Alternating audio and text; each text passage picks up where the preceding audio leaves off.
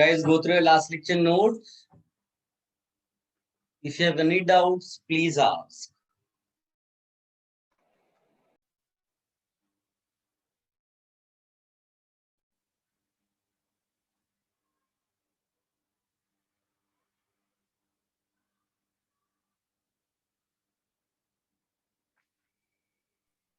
Hello sir.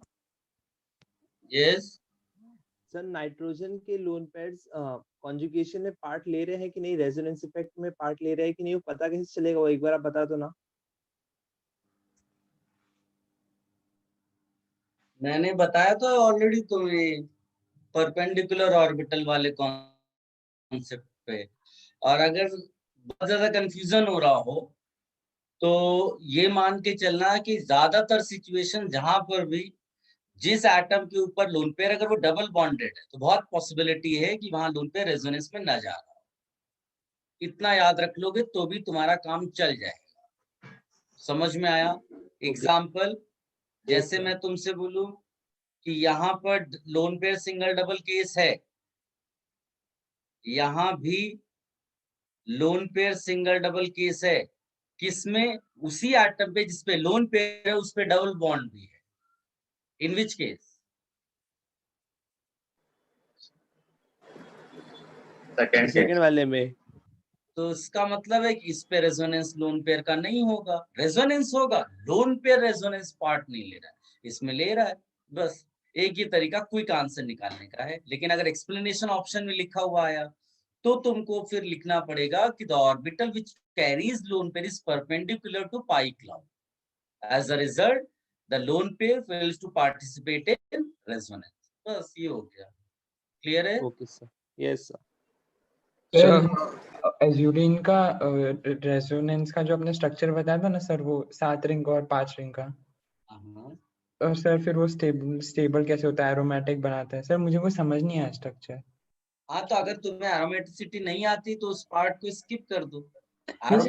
जितना आपने पहली क्लास में पहली या दूसरी क्लास में बताया था आयुपैक के, वो आता है सर। हाँ, सर बट वो तो कैसे आसान है ना। शिफ्ट किया बॉन्ड, वो समझ नहीं आया। हमने शिफ्ट नहीं किया है। आप अच्छा, आप कंफ्यूज हो कि बनाया कैसे? क्या ऐसा आप कंफ्यूजन हो? हाँ सर, यही पूछना। नहीं, बनाने की बात ही नहीं है। हमने तो केवल ये दिखाया है कि दो रेजोनेटिंग स्ट्रक्चर्स हैं, एक ये और एक जो न्यूट्रल वाला है ये।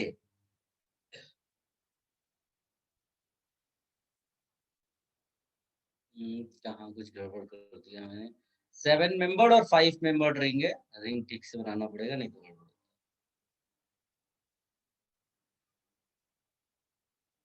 यहाँ डबल बॉन्ड डाला, यहाँ डबल बॉन्ड डाला फिर यहाँ डबल बॉन्ड डालेंगे, कितना हो गया भाई?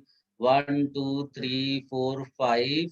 सर दोनों के नीचे एक 5 मेंबर में एक लगेगा और 7 वाले में एक और लगेगा। नहीं, 5 इसमें एक्चुअली कितना अभी क्या 7 मेंबर दिख रहा है? 1 2 3 4 5 6 7। हाँ, यहाँ आएगा और यहाँ आएगा ये।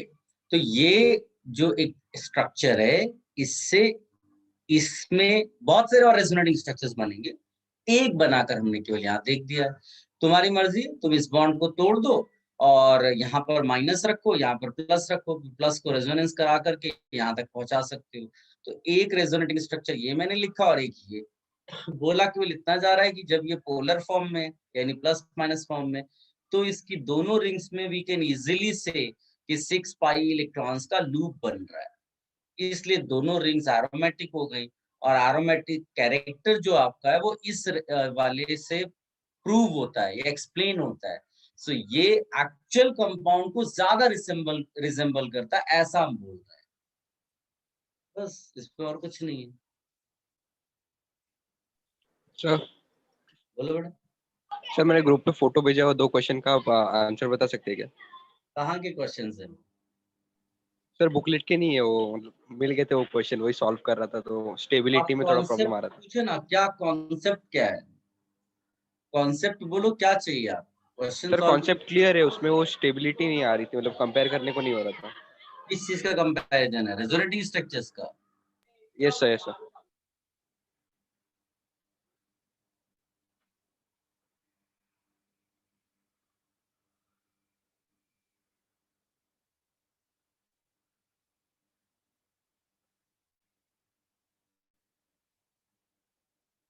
ये कार्बोकेटायन का स्टेबिलिटी है बेटा। और अगर सर दोनों में से जज कैसे करते कौन सा स्टेबिलिटी किसका ज्यादा स्टेबल रहेगा कंपाउंड? चलिए अच्छा, अगर सिंपल वे में भी बताएंगे ऐसा, इसके अंदर प्लस वाला कैरेक्टर है, आप इसको ऐसे सोचो कि ये वाला जो प्लस है ये डबल बॉन्ड के थ्रू भी रेजोनेंस में है, और CH3 का उसको प्लस आई इफेक्ट भी सीधे सीधे मिल रहा है। इस वाले केस में रेजोनेंस तो डायरेक्ट मिल रहा है, लेकिन जो CH3 है उसका प्लस आई दूर से मिल रहा है कि पास से मिल रहा है? दूर से मिल रहा है। तो इसलिए अगर रेजोनेंस कंपैरिजन करोगे तो रेजोनेटिंग स्ट्रक्चर जो होगा जिसमें प्लस बीच में बन रहा है उसको ज्यादा स्टेबलाइज बोलोगे। Okay sir. और सर सेकंड वाला? सेकंड कौन सा?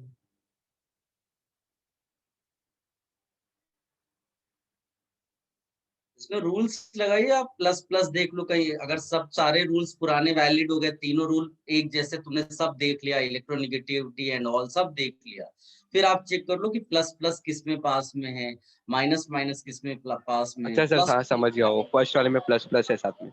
हाँ, वो आप इस तरह से देख लिया, कुछ कॉमन सेंस से भी करना है। वो जो 3 रूल है वो मेन है, उसके बाद कॉमन सेंस है कि प्लस प्लस पास में हो गया तो अनस्टेबल, माइनस माइनस पास में हो गया तो अनस्टेबल, प्लस के बाजू में कोई इलेक्ट्रॉन रिलीजिंग ग्रुप लग गया तो थोड़ा ज्यादा स्टेबलाइज हो गया, प्लस के बाजू में इलेक्ट्रॉन विड्रॉइंग ग्रुप लग गया तो डिस्टेबलाइज हो गया। ये थोड़ा कॉमन सेंस से कर लेना होता है बाकी।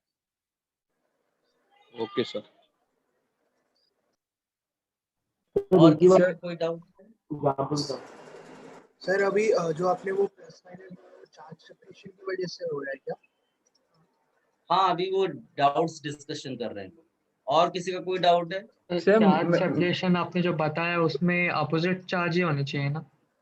चार्ज सेपरेशन का मतलब ही अपोजिट, जो अट्रैक्ट करते उन्हीं का सेपरेशन होता है। हाँ ओके सर। दुश्मनों का काय का सेपरेशन, वो तो पहले ही भाग रहा है। सर मेसोमेरिक और इंडक्टिव इफेक्ट में डिफरेंस क्या है? डिफरेंस दोनों बिल्कुल अलग है, दोनों का आपस में कोई लेना देना नहीं है। सर बट वो इलेक्ट्रॉन विड्रॉइंग और सर वो सब तो सर दोनों में सेम ही है ना? वर्ड्स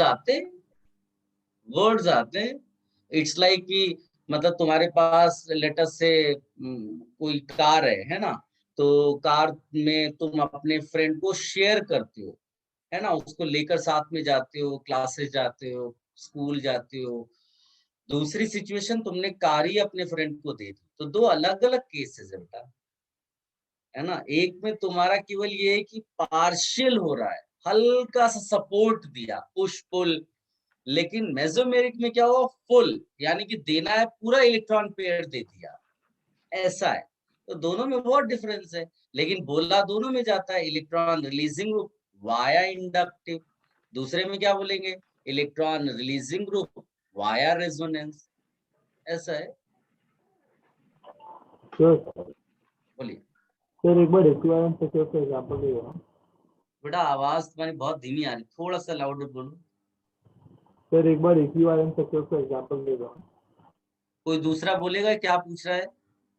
सर वो इक्विवेलेंट स्ट्रक्चर के एग्जांपल मांग रहे हैं। इक्विवेलेंट स्ट्रक्चर्स का, इक्विवेलेंट स्ट्रक्चर्स बहुत जगह मिलेंगे, लेकिन ज्यादा इंपॉर्टेंट इक्विवेलेंट स्ट्रक्चर्स वो हैं जिनमें नेगेटिव चार्ज इलेक्ट्रोनेगेटिव एलिमेंट्स के ऊपर रहता है।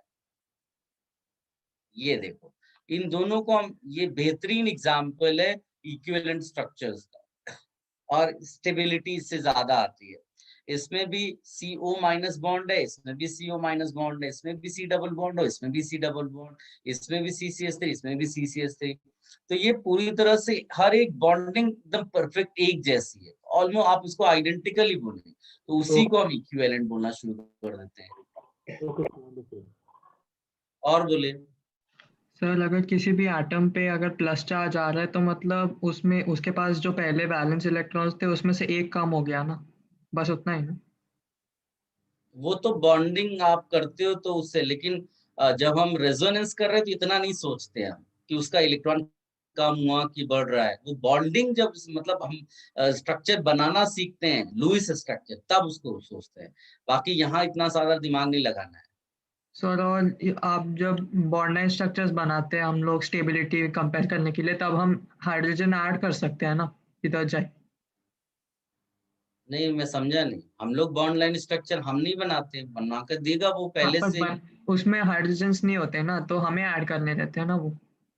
अच्छा, हाँ, वो तो अगर नहीं भी ऐड करोगे तो भी चलेगा। जैसे मान लो ऐसा लिखा हुआ है और मेरे को रेजोनेटिंग स्ट्रक्चर दिखाना है दूसरा, तो मैं ऐसे दिखाऊंगा, मैंने कुछ हाइड्रोजन नहीं ऐड किया। वो हाँ तो सर, अपनी फिर मर्जी है कैसे और दिखाना है। जब अगर वो तुम्हें बॉन्ड टूट गया तो उधर प्लस चार्ज आता है, वो नहीं समझा था मुझे कैसे होता है कोई बॉन्ड तोड़ा कहाँ है बेटा मैंने? अगर तोड़ते हैं तो। तोड़ेंगे, ये होता है राइट तरीका, तोड़ के ही तो यहाँ माइनस डाला मैंने।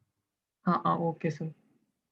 लेकिन यहाँ हाइड्रोजन वगैरह थोड़ी ना टूटेगा, वो तो पाई इलेक्ट्रॉन्स होते हैं ना, पाई एंड पी, ये इलेक्ट्रॉन्स ही पार्टिसिपेट करते हैं रेजोनेंस में, सर सिग्मा वाला जब नहीं करता। सर जैसे हम अपने सर लास्ट क्लास में सर क्वेश्चन कराए थे ना कि सर डबल बॉन्ड का सर जो पाई वाला है वो हमने उसके आगे वाले में शिफ्ट कर दिया, तो सर हम बेसिकली उसका एक इलेक्ट्रॉन उठा के आगे वाले को दे रहे हैं ना। हाँ, स्वैपिंग ही समझ लो, लेकिन कॉन्सेप्चुअली वो ऐसे रहता है कि जब ये अपने पाई इलेक्ट्रॉन्स आगे भेजेगा पी इलेक्ट्रॉन्स को, तो इसकी वैलेंसी बढ़ जाएगी, इसलिए ये आगे मूव करा देगा, ऐसा है। तो अब यहाँ डबल बॉन्ड आ जाएगा और उसका बॉन्ड टूट गया तो वो माइनस आ जाएगा। और बोलिए, एनी अदर डाउट? आगे बढ़े। सर चार्ज सेपरेशन अगर होता है तो पहला ग्रुप हमेशा इलेक्ट्रॉन रिलीजिंग ग्रुप और बाद में लास्ट वाला हमेशा विड्रॉइंग ग्रुप रहेगा क्या? जरूरी नहीं है सर। नहीं नहीं, चार्ज सेपरेशन तो कहीं भी दिखा सकते हो। हाँ, अगर वैसा जो तुम बोल रहे, अगर वैसा हुआ तो जो स्टेबिलिटी है वो थोड़ी ज्यादा होगी। हाँ, ठीक है। सर में CH2 double bond C single bond O minus और OH बनाएगी तो वो रेजोनेटिंग स्ट्रक्चर हो। दोबारा बोलो, CH2 double bond C O minus और OH नीचे। OH यहाँ पर, यस सर। इधर OH। Yes sir. नहीं नहीं, ये सब गड़बड़ है। ओके, कैसे? ये तुम्हारा इमेजिनरी स्ट्रक्चर है बेटा, ये ऐसा है। तो सर वो एग्जिस्ट नहीं करता। नहीं नहीं, वो एनोलिक फॉर्म होता है, तुमको अभी मालूम नहीं है, कहीं से तुमने ऐसे या तो देख लिया है। नहीं सर, मैंने ऐसे ही में shift of right hand thumb rule ऐसे मैंने लगाया। ना ना, OH। ये ओके इस सर, तरह का नहीं एग्जिस्ट करेगा, वो इस फॉर्म में रहता है। तुम इसी को देखिए, इन दोनों का मॉलिक्यूलर फॉर्मूला सेम है, ध्यान से देखो। समझा सर। और बोलो, किसी और का कोई डाउट है?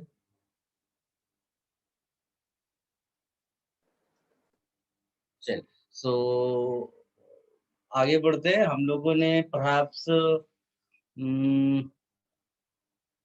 ये किया था क्या कि how to predict whether a group is electron releasing group और विड्रॉइंग ग्रुप, ऐसा कुछ किया था? What was the last part? Sir, we have done an example of equivalence. Phenoxide और एसीटेट का बता देते ये आप। टाइम डिस्कस किया था लास्ट। अच्छा, तो ये सब कर लिया हमने। अब लिखिएगा गाइस, इफ यू रिकॉल, मैंने आपको बोला था कि मेसोमेरिक एंड रेजोनेंस में हमको ग्रुप्स याद रखने की जरूरत नहीं है, उसको आप आराम से प्रेडिक्ट कर सकते हो। इंडक्टिव के ग्रुप्स को थोड़ा बहुत याद भी रखना है, इसके लिए जरूरत नहीं पड़ती है। तो आप एक सब हेडिंग करके डाल सकते हैं, because main heading is what important points regarding resonance. अभी इसमें सब हेडिंग करके डालिएगा, how to predict whether a given group is electron releasing group or electron withdrawing group or both via resonance.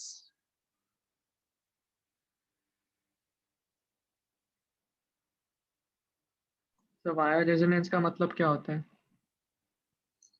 Electron releasing group वो किसी और factor से भी हो सकता है, बट रेजोनेंस से है क्या रिलीजिंग, ये चीज है। Can you repeat the subheading? How to predict whether a given group is electron releasing group, electron withdrawing group, or both via resonance. Electron releasing का यहाँ मतलब है प्लस एम, इलेक्ट्रॉन विड्रॉइंग का यहाँ मतलब है माइनस एम, और both का मतलब होता है दोनों कैरेक्टर प्रेजेंट है उसके अंदर। तो रिकॉल हमने अभी तक दोनों कैरेक्टर वाला कोई भी ग्रुप लिखा ही नहीं था, वो रेयर होता है, लेकिन हम लोग वो भी डिस्कशन कर रहे हैं। Yes, somebody saying something? So electron releasing group से पहले क्या बोला था? How to predict whether a given group, if a given group is electron releasing group, electron withdrawing group, or both, ऐसा करके via resonance.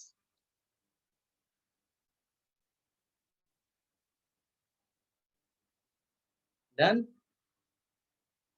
Yes, sir. Yes, sir. तो इसमें मैं केसेस ले लेता हूँ, देखो, और ये सब कोई बुक वाली चीजें नहीं है, ये क्या एक्सपीरियंस पे आप भी बना सकते हो, लेकिन जो मेरा एक्सपीरियंस है उसको मैंने केसेस में कन्वर्ट कर दिया है। इससे होगा क्या है कि आप बस केसेस देखोगे, ग्रुप को मैच कराओगे, जिससे भी मैच कर गया वो सीधे आंसर हो जाएगा। कॉन्सेप्चुअली भी बताएंगे, लेकिन आपको अगर मान लीजिए नहीं समझ में आया उतना, तो आप बस केस से उसको मैच करा दो। तो केस 1 क्या कहता है कि जो भी ग्रुप आपको दिया हो, whatever group given, you connect that group with benzene ring. Why benzene ring? So उसका आंसर है you can connect group with any unsaturated system.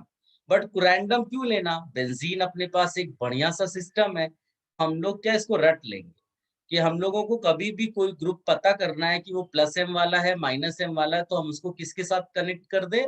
Benzene ring के साथ। सो connect the given group with benzene ring. Then check the first atom.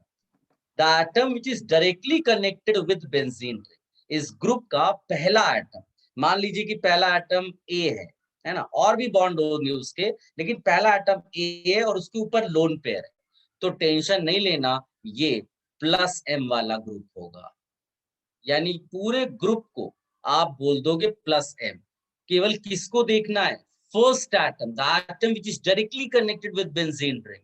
आप इसको rough manner में ऐसे सोचेंगे, जिसके पास पैसे होंगे वही पैसा दे सकता है, तो मतलब वो डोनेटिंग वाला है, तो डोनेटिंग वाले को रिलीजिंग बोलते हैं, इसीलिए वो प्लस एम इफेक्ट के उसमें फॉल करेगा।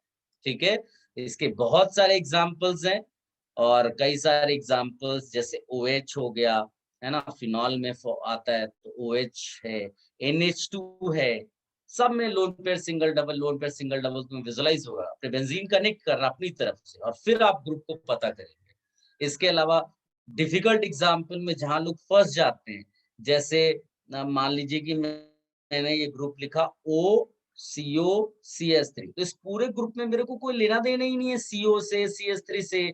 आई will check the first atom, the first atom which is directly connected, और वो ऑक्सीजन है। क्या उसके पास लोन पेयर है? बोला यस, यानी whole group becomes plus M effect.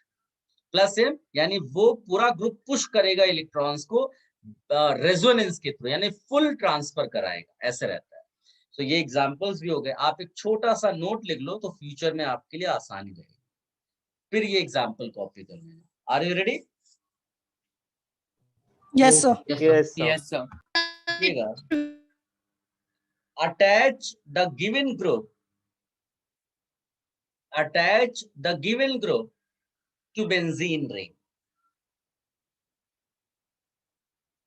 Attach the given group to benzene ring.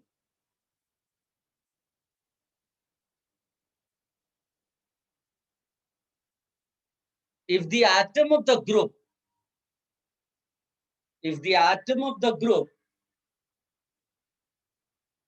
which is directly connected, directly attached, if the atom of the group which is directly attached to benzene ring to benzene ring contains lone pair. Lone pair. Then it is electron releasing group via resonance. Then it is the group is electron releasing group via resonance, मतलब plus M effect group. ये examples copy कर लो.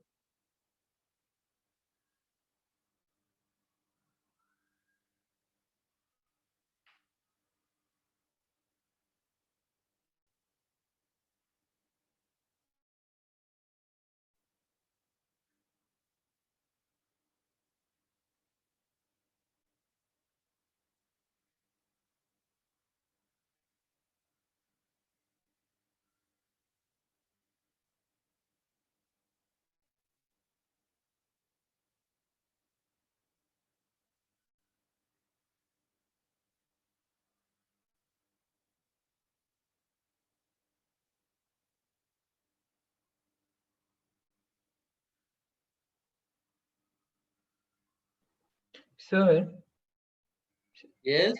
Sir आपने कल एक case बताया ना sir, वो dominating वाला, जिसमें एक एम्प्टी होता है और एक लोन पेयर होता है. हाँ. सर वो क्या आप एक बार एक्सप्लेन कर सकते हैं? उसको अभी जब क्वेश्चंस आएंगे तब करेंगे ना, अभी उसको रहने दो. जैसा खाली वहां लिख कर रखना, ताकि जब कभी कंपैरिजन होगा तो आप पूछ पाएंगे. केस 2 लिखिएगा. सर प्लीज छूट गया क्या? सर वो एग्जांपल नोट कर.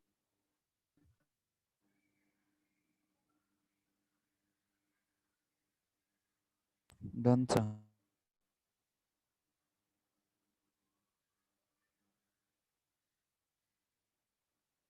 केस 2 में पहले नोट लिख लो, तो सेल्फ एक्सप्लेनेटरी है, तुम्हें समझ में आ जाएगा. वैसे लिखिएगा, if the atom which is directly connected to benzene, ये अटैच करने के बाद है. If the atom which is directly connected to benzene does not have lone pair,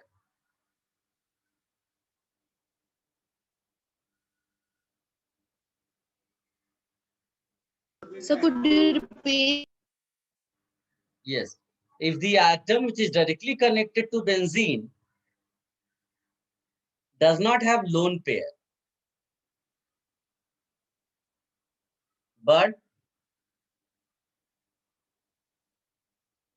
it is connected to another atom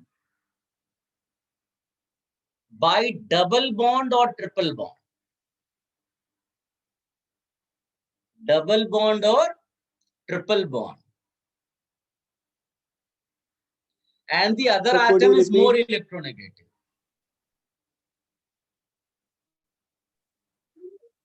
Than Sir, the एक बार repeat directly करो ना. connected atom. Sir आप एक बार लास्ट का रिपीट कर सकते हैं? कोई बच्चा बार बार बोल रहा था बीच में.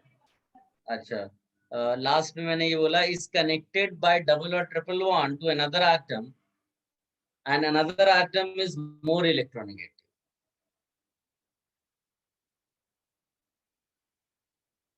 Then whole group becomes electron withdrawing group via resonance. Sir means वो Whole group बेंजीन भी becomes, इंक्लूडेड है ना? क्या बड़ा? होल ग्रुप मतलब बेंजीन भी इंक्लूडेड है ना? ना, ग्रुप गिवन ग्रुप. तुमने स्टार्टिंग लाइन नहीं पढ़ी. केस 1 में क्या लिखा है? whatever group given, first you connect group to benzene.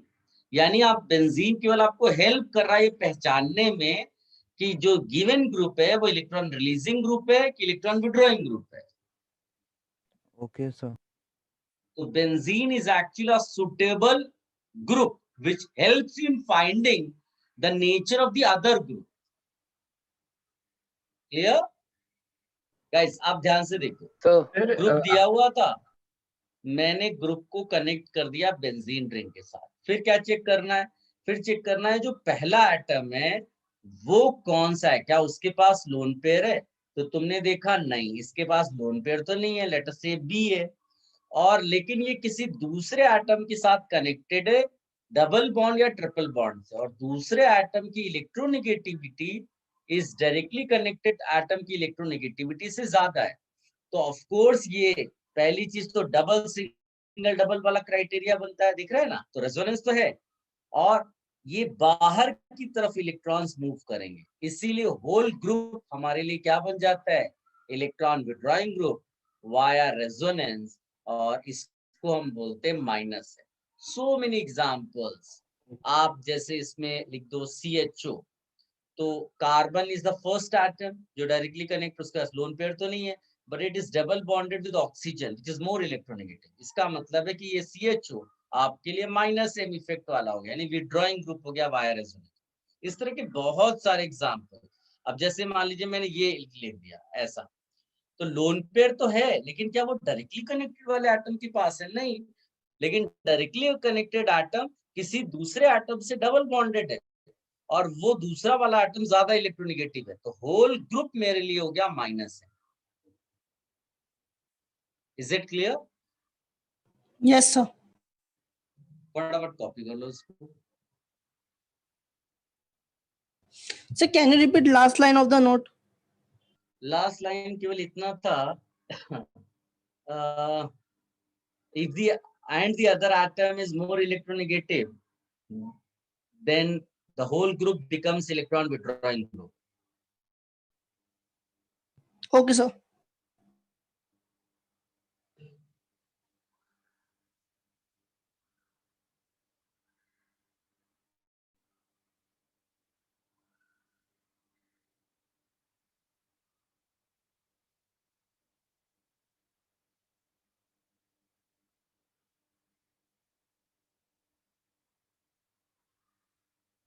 Sir carbonitrile भी इसमें आएगा? CN? हाँ सर। हाँ, तो वो तो मुझसे मत पूछो, खुद ही सोचो ना। क्या पहले एटम के पास लोन पेयर है? नहीं। और ये नाइट्रोजन के साथ ट्रिपल बॉन्डेड है, नाइट्रोजन इज मोर इलेक्ट्रोनेगेटिव, तो हो गया ना पूरा ग्रुप माइनस है। हाँ सर। चलिए, should I remove this? Sir, 1 minute. Yes, sir. Sir, 1 minute.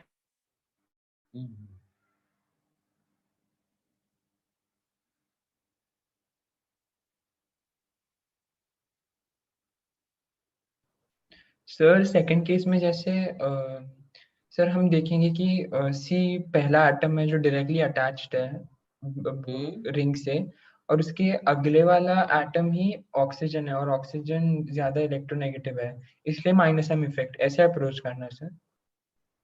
नहीं, वो जो नेक्स्ट एटम है वो पहले तो ये चेक करना है क्या वो डबल बॉन्डेड या ट्रिपल बॉन्डेड है। अगर है तभी आप बोलोगे कि चेक करना है इलेक्ट्रोनेगेटिविटी। अच्छा सर, फिर सेकंड केस में तो सर उससे जो नीचे वाला डबल बॉन्ड ऑक्सीजन है उसे कंसिडर करना है सर? अरे भाई, इस कार्बन के साथ कोई भी कनेक्टेड हो, लेफ्ट राइट ऊपर नीचे से मतलब नहीं है। ओके, कनेक्टिविटी होनी चाहिए ऐसी, बस। किसी भी एटम के साथ मैं कह रहा हूं कितने भी बॉन्ड्स, मेरा चीज ऑब्जेक्टिव क्या है, क्या इसके पास लोन पेयर है? बोला नहीं। क्या ये किसी दूसरे एटम के साथ डबल या ट्रिपल बॉन्डेड है and that atom is more electronegative? हुआ तो बस हो गया मेरा काम, आगे क्या सोचना है मुझे। नेक्स्ट केस कितनी सिंपल तरीके से मैंने आपको बताया है। अब ये भी अगर नहीं समझ आएगा तो कैसे चलेगा बेटा। कितनी सिंपल सी चीज बताइए कि आपको केवल डायरेक्टली कनेक्टेड एटम को देखना है, चेक करो क्या उसके पास लोन पेयर है? बोला नहीं है। उसके पास बहुत सारे बॉन्ड्स हो सकते हैं, खाली ये चेक करो क्या डबल या ट्रिपल बॉन्ड है? बोला है। और डबल ट्रिपल जिसके साथ है क्या वो ज्यादा इलेक्ट्रोनेगेटिव है? बोला हाँ है। तो बस हो गया वो माइनस है, खत्म कहानी। नेक्स्ट लिखिएगा सर। गाइस, केस 3 बोलिए ना। सर डबल ट्रिपल है, बट अगर वो लेस इलेक्ट्रोनेगेटिव हुआ तो? नहीं नहीं, ऐसा केस नहीं आएगा, टेंशन मत। Okay sir. गाइस, अब आते हैं, जैसे एक केस बनता है, और ये जो मैं आपको बता रहा हूँ ये प्रॉब्लम सॉल्विंग के पॉइंट ऑफ व्यू से है। प्रॉब्लम सॉल्विंग का मतलब है कि मैंने n number of problems solve किए हैं, उनमें जिस तरह से कंक्लूजन्स निकलते हैं उन कंक्लूजन्स को आपको केवल दे रहा हूँ, ठीक है। तो इसका मतलब है आप जब इन रूल्स को यूज करोगे तो आपको सारे प्रॉब्लम्स सॉल्व हो जाएंगे, तो आपको कोई टेंशन लेना नहीं है, केवल आप इन केसेस को ध्यान से देखो कि करना क्या है। उसके बाद प्रॉब्लम सॉल्व करना। अगर तुम्हें किसी प्रॉब्लम में लगे कि नहीं ये केसेस मैच नहीं कर रहे हैं, देन यू आस्क। केस 3 क्या कहता है? It is a combination of case 1 and case 2। That means first atom which is directly connected, उसके पास लोन पेयर है, और वो किसी दूसरे एटम के साथ कनेक्टेड है विच इज मोर इलेक्ट्रोनेगेटिव, और डबल बॉन्डेड या ट्रिपल बॉन्डेड होना चाहिए, ऐसा, ठीक है। सो ये वाला जो होगा इसको बोथ बोलते हैं। That means it has got a character of plus M as well as minus M. But important चीज ये है कि ये कैरेक्टर अपना एक बार में एक ही कैरेक्टर दिखाएगा, मतलब एक साथ दो कैरेक्टर नहीं दिखाएगा। लाइक कि तुम अगर अपने आप को सोचो कि आप पापा के सामने खड़े हो तो आप पैसे मांगते हो, तो आप कैरेक्टर समझ लो क्या है आपका। और जब आप सिग्नल पे जाते हो, भिखारी के सामने खड़े हो, तो आपका कैरेक्टर बदल जाता है, यानी देने वाला कैरेक्टर हो गया। सो आपके अंदर दोनों कैरेक्टर प्रेजेंट है, लेकिन वो टाइमिंग यानी कि कहां पर कौन सा कैरेक्टर आता है वो डिपेंड करता है। तो ये हम रिएक्शंस में पढ़ेंगे कि एक ग्रुप जिसमें बोथ वाला कैरेक्टर है, सो उसमें कौन सा कैरेक्टर कब आएगा। Are you getting my point? तो यहाँ पर देखने का तरीका क्या है अभी के लिए कि प्लस एम माइनस एम या बोथ, तो हम लोग चेक करेंगे first atom has got lone pair और वो किसी दूसरे एटम के साथ बॉन्डेड है डबल या ट्रिपल, और वो दूसरा एटम ज्यादा इलेक्ट्रोनेगेटिव है, तो इसमें बोथ वाला कैरेक्टर आ जाएगा। इसको कॉपी कर लो आप। एग्जाम्पल मतलब ये जो दिया हुआ है, ये जो जनरलाइज्ड में, ये सेल्फ एक्सप्लेनेटरी है, केवल इसका एक आधी एग्जाम्पल एक्चुअली रेयर सिचुएशंस होती है। ये एग्जाम्पल आप लिख लो, ये फेमस है। सर बट इलेक्ट्रोनेगेटिव नेगेटिविटी वाला तो डोमिनेट करना चाहिए ना सर, क्योंकि वो इलेक्ट्रॉन खींचेगा अपनी तरफ। अरे भाई, तुम्हारे अंदर कोई कैरेक्टर डोमिनेट कर सकता है ना। तुमको क्या सारा पैसा भिखारी को देना पसंद है क्या जितना पापा देते हैं? तरह थोड़ी ना दे देते हो जाकर। लेकिन तुम्हारे अंदर भी इमोशंस है। भिखारी को देखा बेचारा भूखा है, तो 100 रुपए पापा ने दिए थे, तुमने 2 रुपए भिखारी को दे दिया, तो कैरेक्टर तो है ना तुम्हारे अंदर। Yes sir.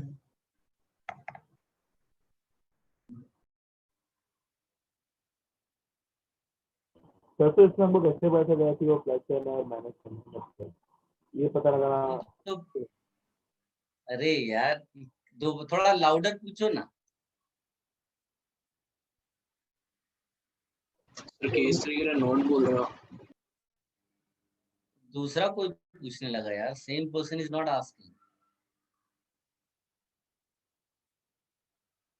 और जब भी आप क्वेश्चन पूछे, माइक को थोड़ी टाइम तक ऑन रखें, क्योंकि आप इमीडिएट बंद कर देते हो तो बीच में ही आवाज कट जाती है।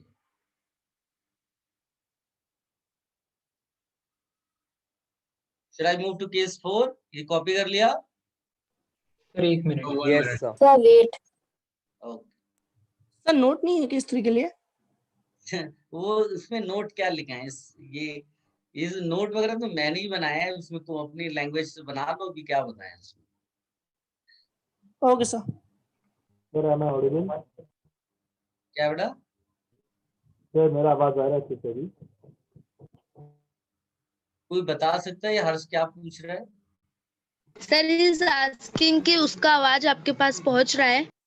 बहुत कम आ रहा है बेटा। अभी देखो जैसे इसने बोला, इसकी आवाज कितनी क्लियर आ रही है।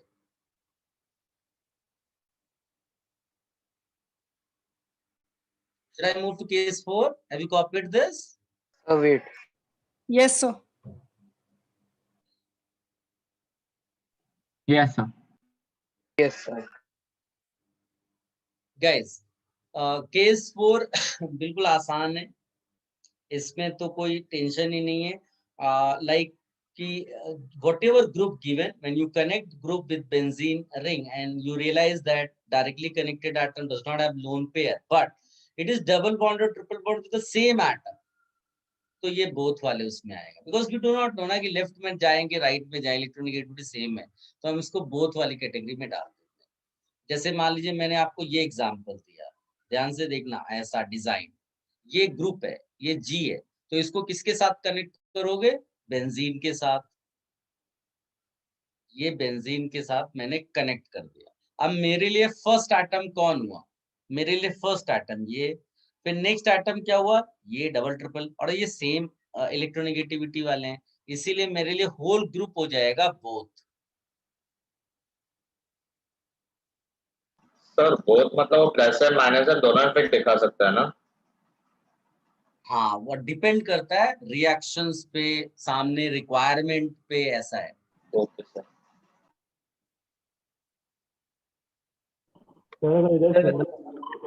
सर आप केस 4 वापस एक्सप्लेन कर सकते हैं?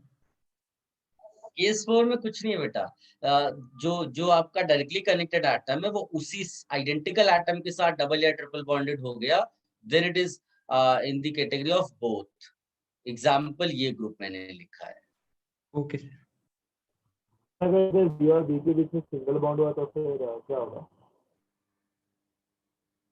सिंगल बॉन्ड नहीं, समझ में नहीं आया।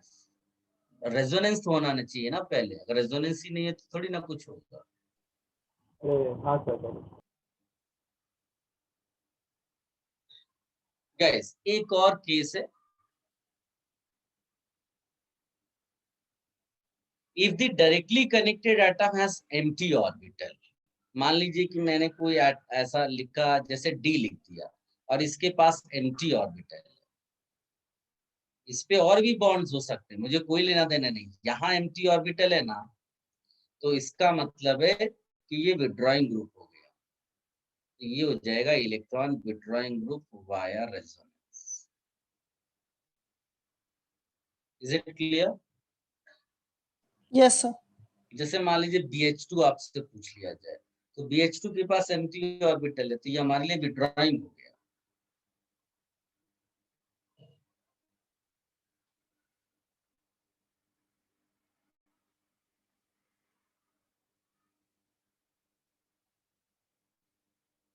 तो केस का एक बार वापस बता देना। Case 5 में the atom which is directly connected to benzene, atom of the group which is directly connected to benzene, if that has empty orbital, then the whole group becomes electron withdrawing group via resonance. Okay sir. Sir जैसे boron, BH2, yes, boron तो atom है ना, BH2 आपको लेना पड़ेगा group के form में। Guys सबके पास बुकलेट है? Yes, sir. Yes sir. Open your booklet and exercise 2. Exercise 2. I am giving you question number 11, question number 12, question number 13, 14, 15, 16, 17, 18. ये 8 क्वेश्चंस हैं और आपके पास 10 मिनट्स हैं, ठीक है? फटाफट इनको अटेम्प्ट करिए एंड देन एक आध क्वेश्चन पूरा डिस्कशन करेंगे और फिर आपका जो डाउट होगा वो ले लेंगे। Quickly you attempt, 10 minutes, 8 questions, quick. So क्या आप फिर से केस 5 दिखा सकते हैं? अरे यार केस 5 जिसमें एम्प्टी ऑर्बिटल होगा, जो भी ग्रुप होगा उसका पहला एटम उसके पास एम्प्टी ऑर्बिटल होगा। Okay sir, got it. Sir इसको एक, अगर आपके पास पीडीएफ है तो भेजना। मेरे पास पीडीएफ नहीं है बेटा, लेकिन किसी से रिक्वेस्ट करो, पिक्चर कोई डाल देगा उस पेज का, ग्रुप पे एक ही आया है। पेज में सारे क्वेश्चंस हैं। वेनेशिया पे भी मिल जाएगा।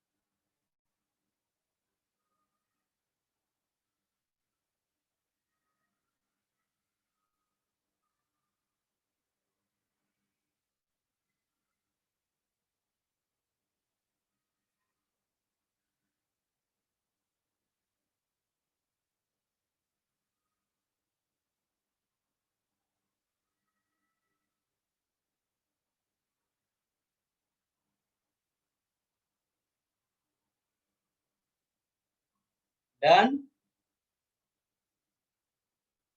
So just a minute. Okay.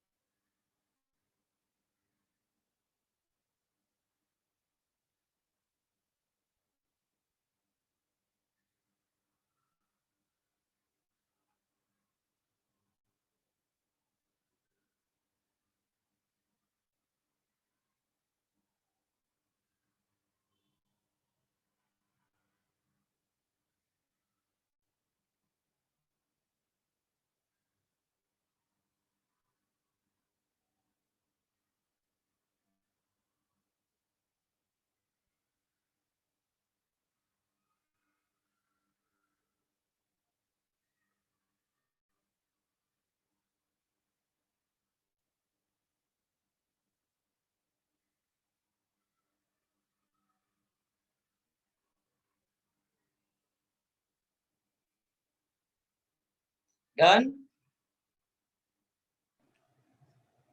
1 minute, sir.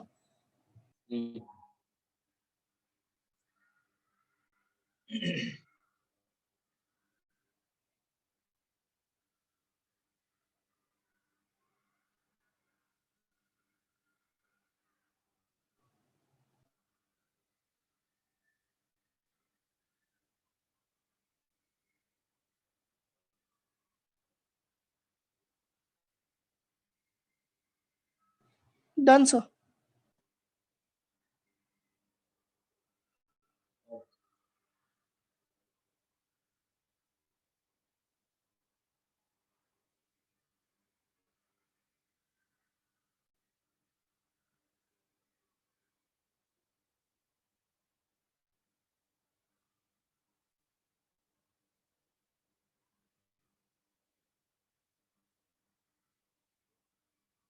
Guys.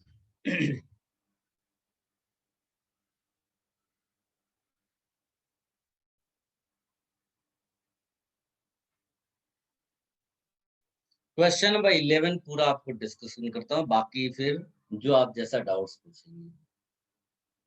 देखो इसमें क्या था, which of the following groups can not participate in resonance with other suitable group. तो सुटेबल ग्रुप आपके लिए बेंजीन रिंग मान लेना।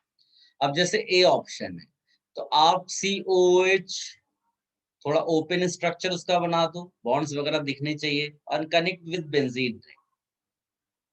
This is the first atom which is connected, directly connected with benzene, does not have lone pair, case 1 तो नहीं है, लेकिन ये डबल बॉन्डेड O है यहाँ पर, तो O इज मोर इलेक्ट्रोनेगेटिव, तो whole group becomes what, -N, right.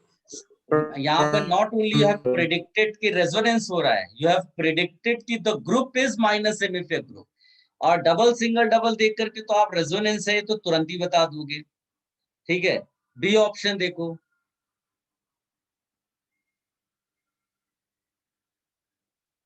ये वाला देखो सेम सिचुएशन है, ठीक है। सी वाला देखो,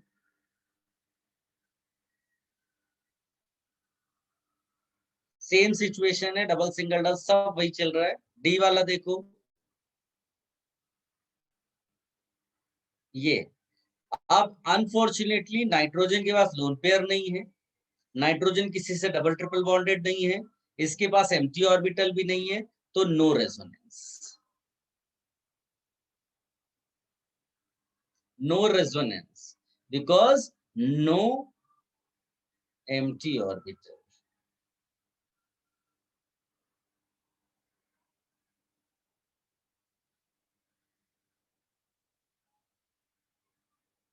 अब इसमें जो ई वाला है उसको आप देखो,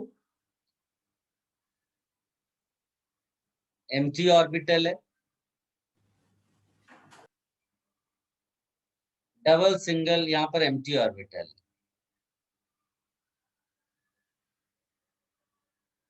यानी रेजोनेंस होगा यहाँ पर। एफ वाले में चेक कर लो,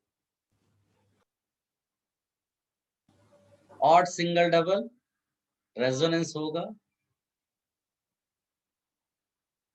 कुछ एग्जाम्पल वो चालाकी वाले देता है, जैसे ये, if you connect this group with benzene ring, तो तुम्हारा नाइट्रोजन के पास तो लोन पे नहीं है, नाइट्रोजन के पास एम्प्टी ऑर्बिटल नहीं है, बट ये डबल सिंगल डबल वाला केस बनता है, यानी कि नाइट्रोजन का plus is not taking part in resonance, ये डबल सिंगल डबल का रेजोनेंस है, तो यहाँ भी रेजोनेंस हो जाएगा, राइट। अब ऐसे तो आंसर आपका केवल डी है, बट कई बार क्या होता है कि जैसे ये वाला एग्जांपल लो, है ना, ये वाला एग्जांपल आप लो COO- वाला, इसमें क्या हो रहा है कि डबल सिंगल डबल इधर भी रेजोनेंस और डबल सिंगल लोन पेयर इधर भी रेजोनेंस है, राइट। लेकिन होल ग्रुप को बोलेंगे अगर हम लोग, तो ये कौन क्या बीच में लिख दिया किसी ने, अच्छा, व्हाट आई एम सेइंग कि जो C डबल बॉन्ड है वो दोनों तरफ रेजोनेंस कर रहा है, ठीक है। तुम इसको ऐसा सोचो कि इट्स लाइक कि कई बार ऐसा होगा, जैसे मान लीजिए आप अपनी बात ही कर ले, आप और आपकी मम्मी के बीच में जो लव है वो किसी फ्रेंड के साथ नहीं हो सकता, किसी स्ट्रेंजर के साथ नहीं हो सकता, थोड़ा बहुत हो सकता है। तो कई बार होगा, जैसे ये वाला एग्जांपल ही है, इसको हम बोलते हैं cross conjugation, that means same C double bond हो can take part in resonance with this C double bond C can take part in resonance with the lone pair, इसको क्रॉस कॉन्जुगेशन कहते हैं। लेकिन उस क्रॉस कॉन्जुगेशन में कोई एक तरफ हो सकता है रेजोनेंस ज्यादा अच्छा हो रहा, देखो ये वाला रेजोनेंस पहले से ज्यादा इक्विवेलेंट वाला टाइप का इधर से मिलेगा आपको, तो ये बहुत अच्छा रेजोनेंस है। तो कई बार ऐसा होगा कि विद इन द सिस्टम, तो जो एग्जांपल मैं आपको दिखा रहा हूँ ऑप्शन डी वाला देखो 11th का, उसमें ये with in the system he resonance चालू हो गया, तो किसी दूसरे के साथ सुटेबल ग्रुप के साथ उतना अच्छा रेजोनेंस नहीं करता। तो कई बार हम ऐसा भी बोल देते हैं कि ये रेजोनेंस ही नहीं कर रहा है बेंजीन के साथ, बट अभी के लिए मानकर चलेंगे कि ये केस 2 को बिलोंग करता है, एंड इसको हम ले लेंगे कि ये -M वाला ग्रुप है और इलेक्ट्रॉन विड्रॉ करेगा, ठीक है। अब 11th में किसी को कोई कंफ्यूजन है? I discussed all parts.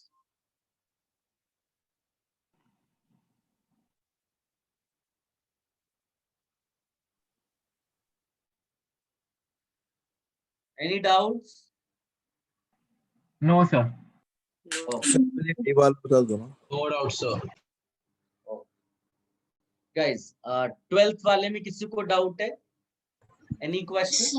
Sir, can you explain the E part and G part? Of 12th question, right? Yes, sir. 12th में E part है ये, बहुत सिंपल है, ये पूरा का पूरा ग्रुप है and now you are going to connect this group with benzene ring. तो डबल सिंगल डबल दिख रहा है, इसका मतलब है रेजोनेंस होगा, खत्म। F वाला पार्ट देखो, BH2 गिवन है, you will connect with benzene ring. BH2 के पास क्या होता है? एम्प्टी ऑर्बिटल होता है, तो double single empty, double single empty orbital, ये वाला हो गया रेजोनेंस यहाँ पर भी।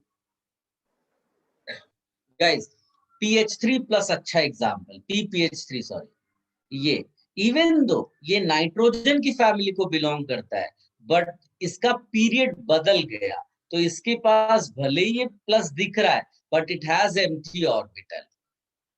नाइट्रोजन प्लस होता तो एम्प्टी नहीं होता, बट P प्लस होगा तो एम्प्टी ऑर्बिटल है, तो यहाँ रेजोनेंस हो जाएगा। 12th में किसी और को कोई डाउट है? सर बी ऑप्शन क्यों नहीं होगा? क्या बेटा? बी ऑप्शन क्यों नहीं होगा? नहीं होगा डी ना, डी ये दिया हुआ है, इसको बेंजीन से कनेक्ट कर दो। हाँ सर ठीक है, ठीक। अब बताओ क्या लोन पेयर सिंगल डबल है कि लोन पेयर सिंगल सिंगल है? सिंगल सिंगल नहीं होगा, तो इसका मतलब रेजोनेंस नहीं होगा। हाँ सर। और बोलो। सर बेंजीन की 13th जगह में कोई किसी और को कोई डाउट? सिस्टम ज्वाइन की तो? क्या बेटा? सर बेंजीन की जगह कोई और अनसैचुरेटेड सिस्टम ज्वाइन किया तो? वो सेम आंसर आएगा, लेकिन कोई आपको एक रोड मैप लेना पड़ेगा ना, कैसे करें सॉल्विंग, कैसे करें। तो इसलिए बेंजीन आपको मैंने एडवाइस किया, आपकी अपनी मर्जी कुछ भी ले लो, फिर आप फंस जाओगे तो मेरे पास मत आना। तो मेरी एडवाइस है कि आप बेंजीन हर बार लेकर चलो, ताकि कोई कंफ्यूजन ना हो। ग्रुप दिया, अपने को बेंजीन पहले से मालूम है, कनेक्ट किया, आंसर निकाला। कोई बोल रहा है फास्फोरस की PH3 नहीं ऑर्बिटल समझा। क्यों होगा? फास्फोरस बेटा थर्ड पीरियड को बिलोंग करता है, तो आप इलेक्ट्रॉनिक कॉन्फ़िगरेशन लिखोगे, जितना नीचे वाले एलिमेंट्स होते हैं ना, उनमें एम्प्टी ऑर्बिटल होने के ज्यादा चांसेस रहते हैं। तो याद रखने के पॉइंट ऑफ व्यू से इस तरह से। बाकी आपने एटॉमिक स्ट्रक्चर पढ़ा है, right the electronic configuration of phosphorus, और उसकी बॉन्डिंग सारी दिखा दो, उसके बाद ऑर्बिटल्स बच गया तो वो खाली ऑर्बिटल एम्प्टी हुआ, खत्म हो गया। somebody saying something? Sir question 13 और 14। 13th में कौन सा क्वेश्चन बेटा? सारे नहीं आए? हाँ सर वो लोन पेयर का पार्टिसिपेशन सर मुझे समझ ही नहीं आया। अरे यार कैसे बच्चे हो, कम से कम रटा हुआ ही तो बता दो। रटा हुआ भी एग्जाम्पल तुम ऐसा कैसे कह सकते हो कि मेरे को समझ में नहीं आया? कितनी बार ये बता दिया है, ये पायरीडिन एग्जाम। अब जैसे यही इसीलिए मुझे प्रॉब्लम होती है कि जब ऐसे बच्चे होते हैं, और अब मैंने इसीलिए पिछली बार भी किसी से बोला था कि आप अपना नाम बताओ, उसने नाम बताया, मैंने कहा नहीं समझ में आया, फिर आप क्या करोगे?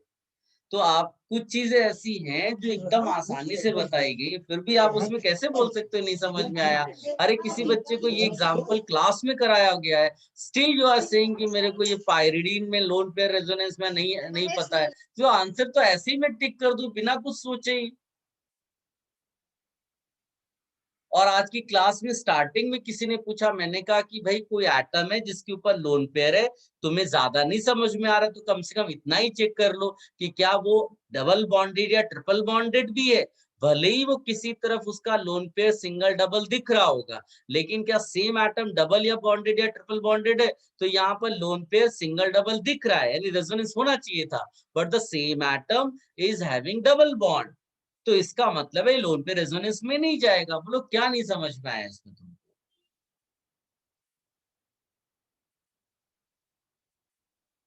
बोलो क्या नहीं समझ में आया? लो अभी same person is not responding. फिर जब पूरा डिस्कशन हो जाएगा then again you ask the same question. बेटा कोई बताएगा वो बच्चा कौन था?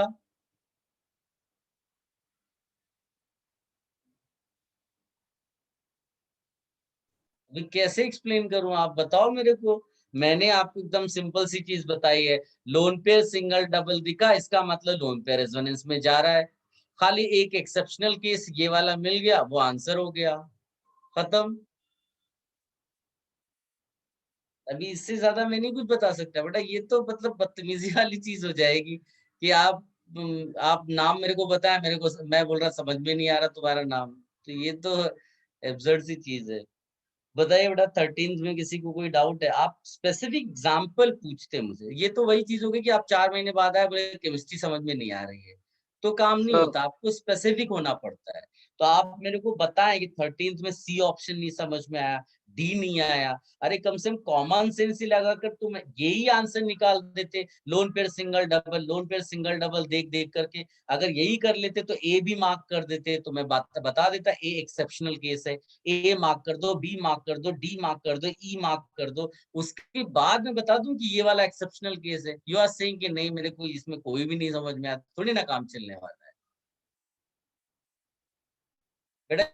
Use your mic, whatever you want to ask use your mic. आप बड़ा बड़ा चैट में लिखो नहीं, use your mic to ask questions. Use your mic, जिसको पूछना है क्वेश्चन वो मेरे से कम्युनिकेट करेगा, यानी डिस्कशन करेगा, तभी आंसर बताऊंगा, नहीं तो काम नहीं चलने वाला है। तो 15th में बी क्यों नहीं हो सकता? 15th का बी चाहिए बेटा। 13th में किसी को डाउट है? पहले डिस्कशन कर लेते सर ई वाला एक बार एक्सप्लेन कर दो ना। 13th का ई। यस। 13th के ई में कहता lone pair indicated is involved in resonance और नॉट। मैंने इसको बनाया CH2 double bond CH single bond CH2 minus charge lone pair. अब बताओ ये कितना आसान है, लोन पेयर सिंगल डबल। अरे मैं कह रहा हूँ ऑटो रिक्शा वालों को भी अगर हटा दिया जाए कि ऐसे ऐसे दो डॉट है, एक ये डंडा है, इसके बाद एक और डंडा, एक ये डंडा, ऐसे कोई भी पहचान लेगा यार। तुम लोग तो अच्छी खासे पढ़े लिखे हो। लोन पेयर सिंगल डबल नहीं दिख रहा है, इसका मतलब loan pair is in resonance. Sir वो नेगेटिव चार्ज अलग था भाई। Don't you have the cases of resonance? 7 cases I gave you. Do you have those cases? Just check. Sir नहीं, वो नेगेटिव चार्ज का सिंबल थोड़ा अजीब था। ओह चलो कोई नहीं, और बोलो। सर 14th का ई पार्ट। 14 का E, lone pair is involved in resonance. आप देखो ओ का लोन पेयर है, उसके बगल में सिंगल है, फिर सिंगल है, इधर गए सिंगल है, सिंगल है, lone pair single single, lone pair single single, no resonance. Okay sir. और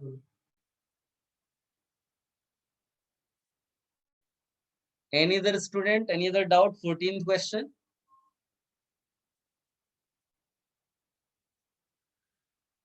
बोलिए।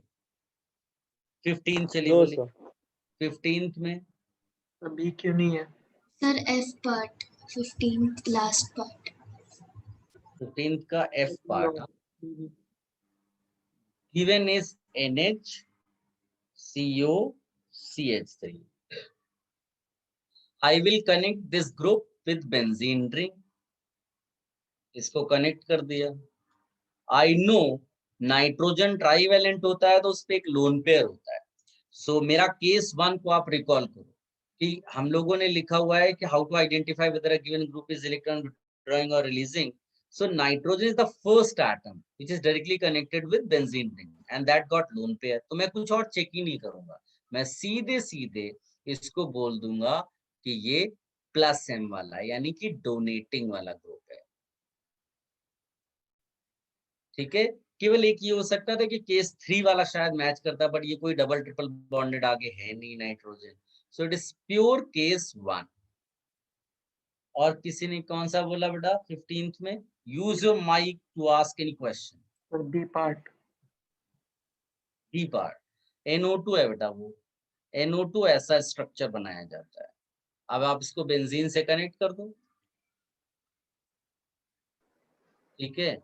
नाइट्रोजन 5 बॉन्ड्स यहाँ, ये एक्चुअली सॉरी 4 बॉन्ड्स बना रहा है, तो इसके पास लोन पेयर तो बचा नहीं, वो तो दे रहा है इसको, तो अब इसके पास कोई लोन पेयर नहीं है, लेकिन ये डबल बॉन्डेड है मोर इलेक्ट्रोनेगेटिव के साथ, इसलिए whole group will become electron withdrawing group via resonance, यानी कि ये केस 2 को बिलोंग कर गया। और बोलिए। और सर इधर अगर वो कोऑर्डिनेट बॉन्ड नहीं होता, बस NO होता, तो फिर वो दोनों हो सकता था ना? हाँ, अगर ये कोऑर्डिनेट बॉन्ड नहीं, ये O भी नहीं होना चाहिए, ये वाला, ये पूरा हिस्सा नहीं होता तो ये बोथ हो जाता। और बोलिए 15th पे किसी और को कोई डाउट? 16th में any doubt? Sir, in the 16th second part, can you show the structure? Yes. 16th में the structure given is, मतलब group given is C double, 16th का B है, C double bond O NH CH3, ये group दिया है। So I will connect that group with benzene ring, ठीक है, and then I will check the first atom. The first atom is carbon. Carbon के पास lone pair है क्या? Answer is no. क्या ये नेक्स्ट कहीं डबल या ट्रिपल बॉन्डेड है? तो बोला यस। किसके साथ है? बोला oxygen which is more electronegative. तो ये पूरा का पूरा ग्रुप केस 2 वाला हो गया, यानी minus M effect. Is it clear?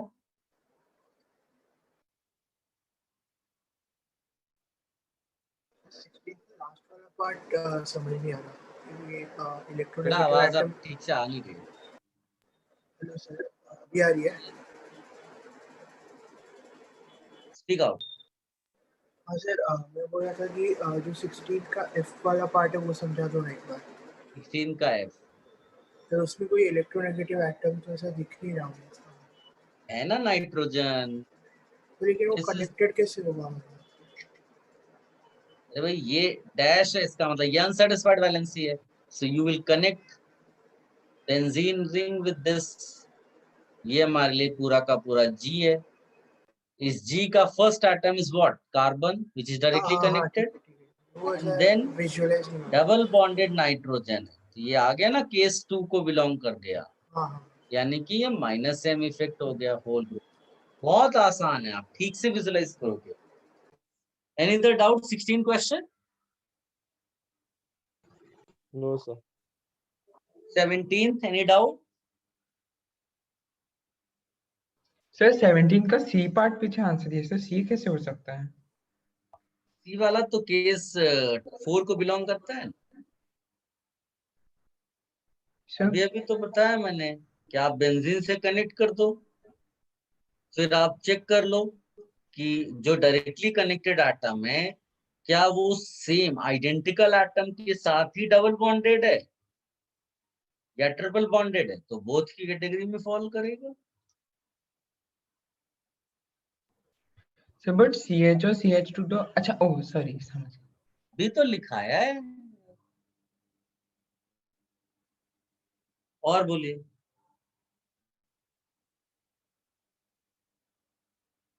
Seventeenth में नो डाउट। 18th में किसी को डाउट है? Sir option C. ऑप्शन सी।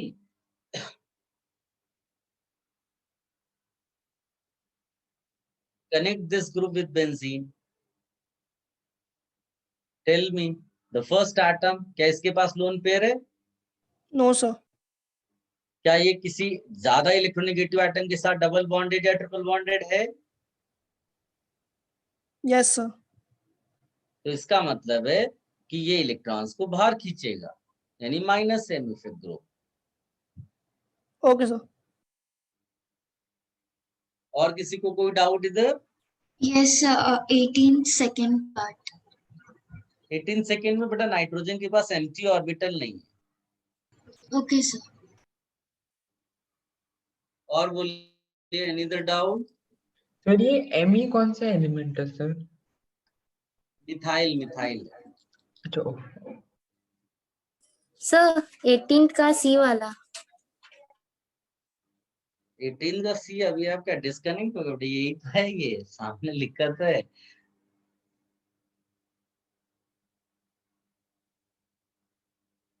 जब कोई दूसरा डाउट पूछ रहा हो तो please be focused. Any other doubt? No sir. No sir. No no sir. guys, now you write applications. लिखिएगा applications of resonance or mesomeric effect. Applications of resonance or mesomeric effect.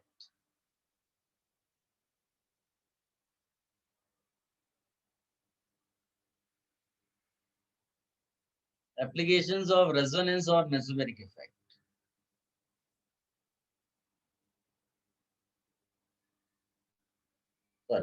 First application इसका लिखिएगा, to determine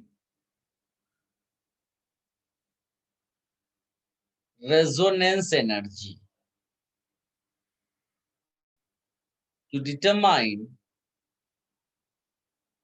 resonance energy.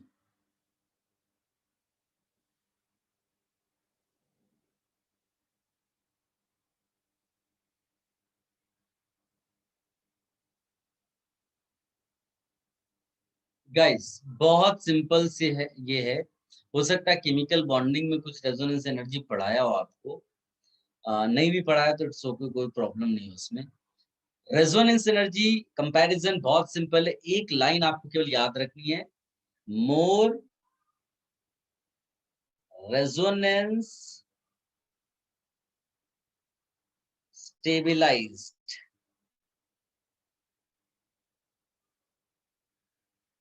implies more resonance energy. Guys, what is resonance energy? Resonance energy जो होता है ना, वो actual compound और जो हम इमेजिनरी रेजोनेटिंग स्ट्रक्चर बनाते हैं ना, इमेजिनरी रेजोनेटिंग स्ट्रक्चर, उसके बीच का एनर्जी डिफरेंस होता है। और ये जो रेजोनेटिंग स्ट्रक्चर इमेजिनरी वाला है, ये भी लेकिन मोस्ट स्टेबल वाला होना चाहिए। इट्स लाइक कि अगर मैं बेंजीन का रेजोनेटिंग स्ट्रक्चर बनाऊं तो this is the most stable resonating structure of benzene और एक्चुअल कंपाउंड, इनकी जो एनर्जी डिफरेंस होगी ना, उसी को बोलते हैं रेजोनेंस एनर्जी। उसको आप थर्मोडायनेमिक्स में कैलकुलेट करोगे, बट अभी के लिए थ्योरेटिकल पर्पस के लिए बस एक ही लाइन है, more resonance stabilization implies more resonance energy. Is it clear? Sir actual compound मतलब जो नेचर में एग्जिस्ट करता है वैसे है? हाँ, उसका स्ट्रक्चर नहीं बना पा रहे हैं ना, इसीलिए तो इमेजिनरी स्ट्रक्चर बना रहे हैं, जिसको रेजोनेंस वाला स्ट्रक्चर बोल रहे हैं। Okay sir. सर ये डाउट्स क्वेश्चन के बाद पहला टॉपिक है ना? हाँ, एप्लीकेशन पार्ट चल रहा है। एंड सर जितना स्टेबल होगा उतना रेजोनेंस, उतना ही एनर्जी उसका ज्यादा रहेगा। हाँ, this is acetate and this is phenoxide ion. Can you tell me which one is better resonance stabilized? Phenoxide. Last lecture में डिस्कशन किया था, नोट्स भी चेक कर सकते हो आप लोग। Which one is better resonance stabilized? Phenoxide. Last lecture में किया था। Phenoxide ion. Acetate ion. Notes refer करिए, नोट्स रिफर करिए। Acetate. Those who are not referring notes, notes refer करिए। सर फेनॉक्साइड नेगेटिव चार्ज वो लेस स्प्रेड होता है। हाँ, बिल्कुल सही। तो ये जो एसिटेट आयन है, इसको हम लिखेंगे this is more resonance stabilized. Notes refer करिए, बस सब काम हो जाएगा। More resonance stabilize. और अभी नोट्स बना रहे हैं तो इसको एक दो बार और लिख लेते हैं, ऑल्दो लास्ट लेक्चर में भी लिखा है यही चीज। This is more resonance stabilize because दो इंपॉर्टेंट चीजें यहां हो रही हैं। एक, इक्विवेलेंट स्ट्रक्चर्स मिल रहे हैं, और दूसरा नेगेटिव चार्ज किसके ऊपर है? More electronegative atom. While in this case, when we write resonating structure, negative moves to carbon atom, Carbon chain. Carbon. इसीलिए ये ज्यादा, since this is better resonance stabilized, its resonance energy will also be higher.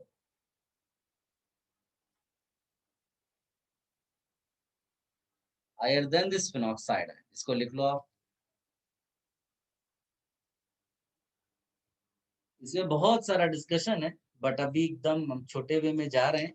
Applications क्या क्या हो सकते हैं वो कर रहे हैं, फिर जब क्वेश्चंस आएंगे फिर डिस्कशन और करेंगे।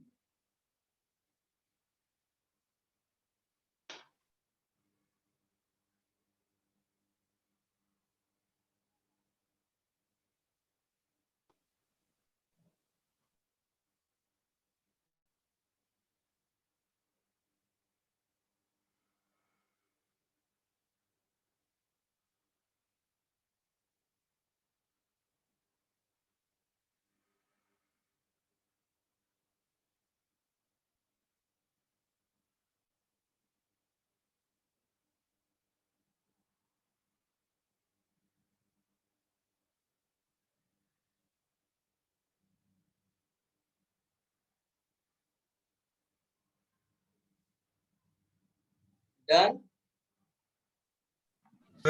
Guys,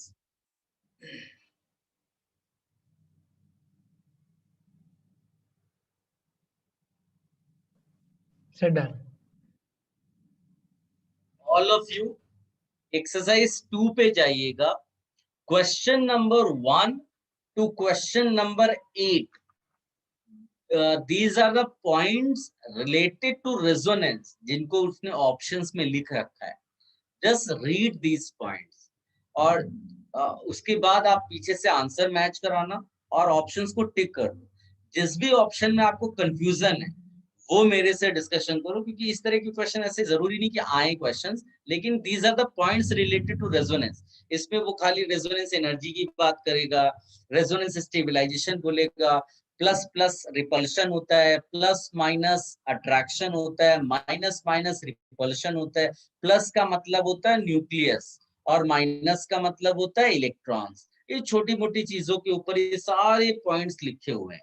so just read these points, match जो आंसर पीछे दिया हुआ है, एंड किसी भी पॉइंट पे आपको डाउट होगा then we can discuss. Just read. 8 questions हैं, 5 मिनट्स, यू जस्ट रीड। ये पॉइंट्स कहाँ पे है? पेज नंबर एक्सरसाइज 2 में क्वेश्चन नंबर 1 2 3 4 5 6 7 8 ऑप्शंस पॉइंट्स हैं एक्चुअली। पेज 208 और 209। पेज नंबर मेरे पास नहीं होगा बेटा, क्योंकि पुराना बुक है मेरे पास। तो नए बुक में आप देख लो, कोई जिसके पास एक्सरसाइज 2 है। Exercise 2 question number 1 to 8। अच्छा, मिल गया मिल गया ना?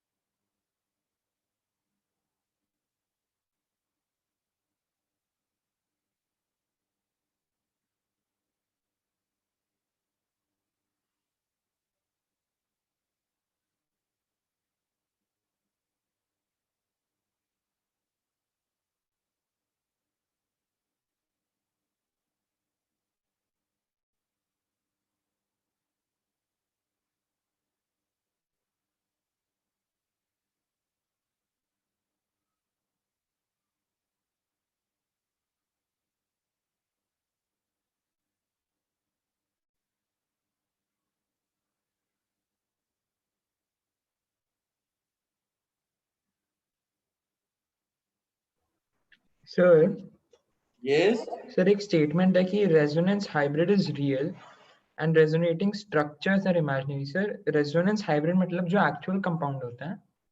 हाँ, लेकिन हम उसको ड्रॉ नहीं कर पाते पेपर पे। Okay.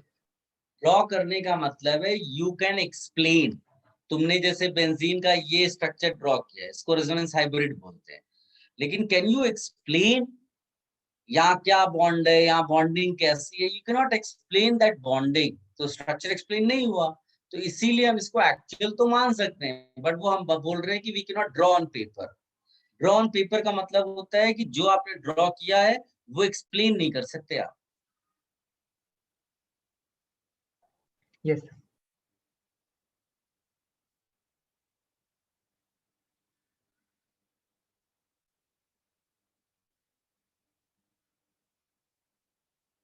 You can also write few points in your notes. अगर आपको लगता है ये पॉइंट मतलब थोड़ा सा अलग है, कुछ है, then you can write in your notes. बाकी नहीं भी लिखोगे चलेगा, ये सब एकदम रीडिंग वाले पॉइंट्स है बस। Sir, Yes बेटा। can you explain sixth last part?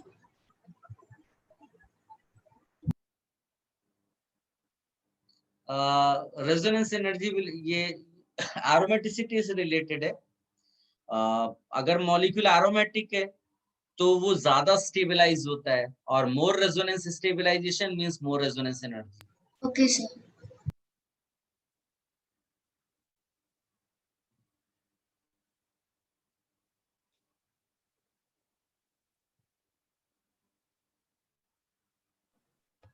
Sir यहाँ है कि any resonating molecule is always more stable than any non-resonating molecule।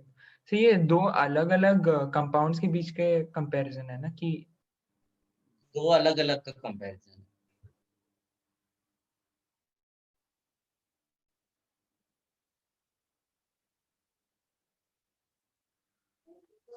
Sir yes sir कोई भी कैनोनिकल स्ट्रक्चर जो एक मॉलिक्यूल के सारे फीचर्स का एक्सप्लेन नहीं कर सकता है ना?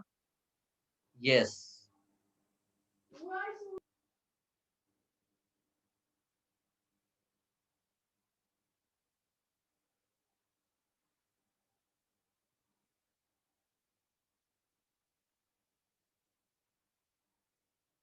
Have you read all points?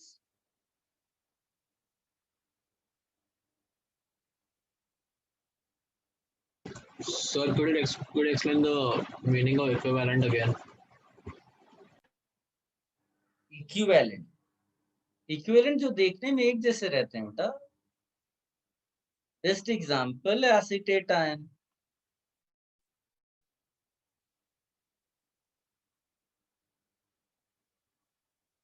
Both are resonating structures of acetate ion and both are identical, so these are equivalent resonating structures.